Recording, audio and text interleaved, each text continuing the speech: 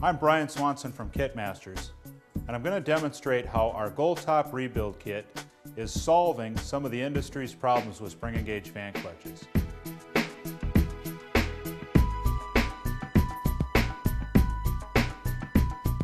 The primary cause of failure in the current generation of spring engaged fan clutches is pulley bearing failure.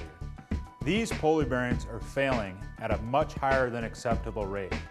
The industry has made several attempts to improve the quality of these pulley bearings. We've gone from one bearing manufacturer to another, from one bearing grease to another, from one bearing seal to another. There is still, however, a higher than acceptable level of fan clutch failures due to pulley bearings. Kit Masters believes that the bearings themselves are not the problem. We believe that torque is the problem. Every fan blade requires a certain amount of torque, and every fan clutch produces a certain amount of torque. When we talk about torque in a spring engaged fan clutch, what we're talking about is the fan clutch's ability to engage and hold on to the fan blade. What happens is the thermal switch sends a message to the solenoid valve to shut off the air supply to the fan clutch. Without that air supply holding that spring back, the spring comes down and engages the friction material to the fan blade. But it takes a certain amount of spring pressure and a certain quality of friction material to hold onto that fan blade and not slip. If you had a small spring and a weak friction material, you'd have a low amount of torque. If you'd have a massive spring and a high quality friction material, you'd have a higher amount of torque. So the interplay between the spring pressure and the friction material is what drives fan clutch torque.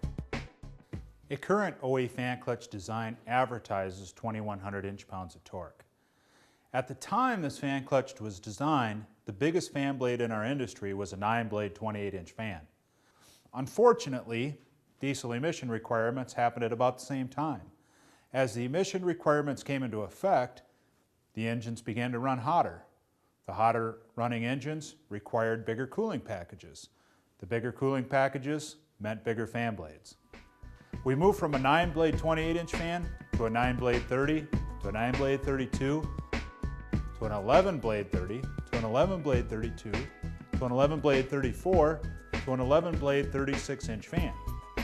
An 11-blade 32-inch fan spinning at 2,000 RPMs requires about 2,400 inch-pounds of torque. An 11-blade 34-inch fan requires about 2,600 inch-pounds of torque, and an 11-blade 36-inch fan requires about 2,800 inch-pounds of torque. Now you have fan blades that require more torque than the OE fan clutch is capable of producing. That's the problem. You have fan blades that require more torque than the OE fan clutch is capable of producing. What happens when a fan clutch engages is it slips a little bit and then it holds. But as the RPMs increase, the fan blade has a thrust factor. Just like an airplane propeller, it wants to pull away from the fan clutch. So as the RPMs increase and thrust becomes a factor, and the torque required by the fan blade begins to exceed the torque generated by the fan clutch, the fan blade slips. What happens when a fan blade slips? It causes massive internal heat. What does massive internal heat cause? Bearing failure. Lack of torque is the problem.